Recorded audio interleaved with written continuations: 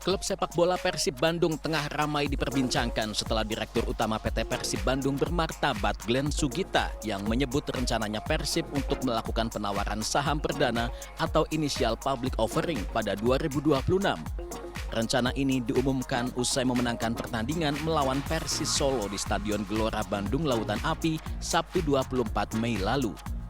Rencana Persib untuk melantai di perdagangan pasar saham ini disambut baik para bobotoh.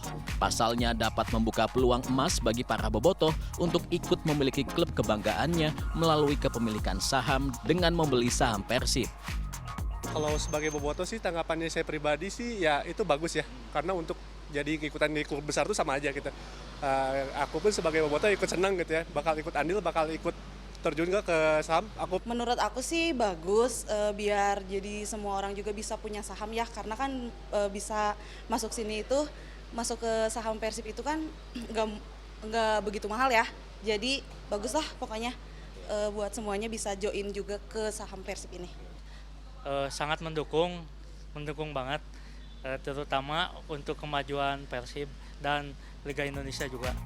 Menanggapi hal itu, Direktur Penilaian Perusahaan Bursa Efek Indonesia I Gede Nyoman Yetna menegaskan posisi bursa yang tidak bisa mengonfirmasi rencana IPO perusahaan manapun selama belum ada pernyataan pra-efektif dari OJK. Meskipun demikian, BEI sangat mendukung perusahaan dari berbagai sektor termasuk industri olahraga seperti Persib untuk memanfaatkan pasar modal sebagai sumber pendanaan. Pihaknya mengingatkan seluruh perusahaan untuk menyiapkan proses IPO dan pencatatan saham secara matang sesuai dengan ketentuan yang berlaku. Sebab perusahaan yang hendak IPO mesti menerapkan tata kelola perusahaan dengan prinsip good corporate governance. Di sisi lain, dosen ekonomi Universitas Pasundan Bandung Acuviarta Kartabi menilai rencana Persib melantai di perdagangan pasar saham adalah langkah yang tepat. Sebab formasi bisnis ke depan dari industri sepak bola adalah menjual saham ke publik, seperti yang sudah banyak dilakukan oleh klub luar negeri.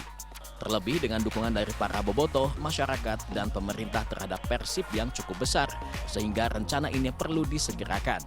Dari aspek ekonomi dan finansial, banyak yang bisa dikelola oleh Persib, seperti dari sponsor, merchandise, tiket, hingga transfer pemain.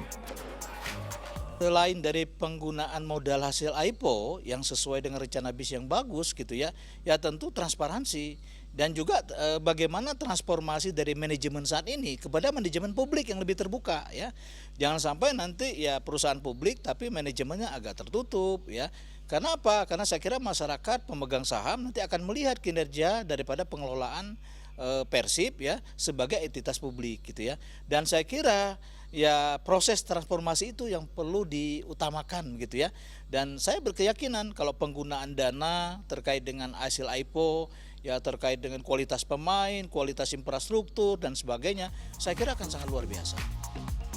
Untuk diketahui, klub dengan julukan Maung Bandung itu resmi menjadi juara Liga 1 2024-2025. Kepastian ini didapat pada 5 Mei 2025 dan dipertegas dengan diangkatnya trofi juara di Stadion Gelora Bandung Lautan Api. Persib sendiri tercatat sudah 4 kali juara Liga Indonesia. Gelar pertama diraih pada Liga Indonesia 1994-1995, kedua pada ISL 2014, ketiga di Liga 1 2023-2024, dan terbaru Liga 1 2024-2025. Tim Liputan CNN Indonesia, Bandung, Jawa Barat.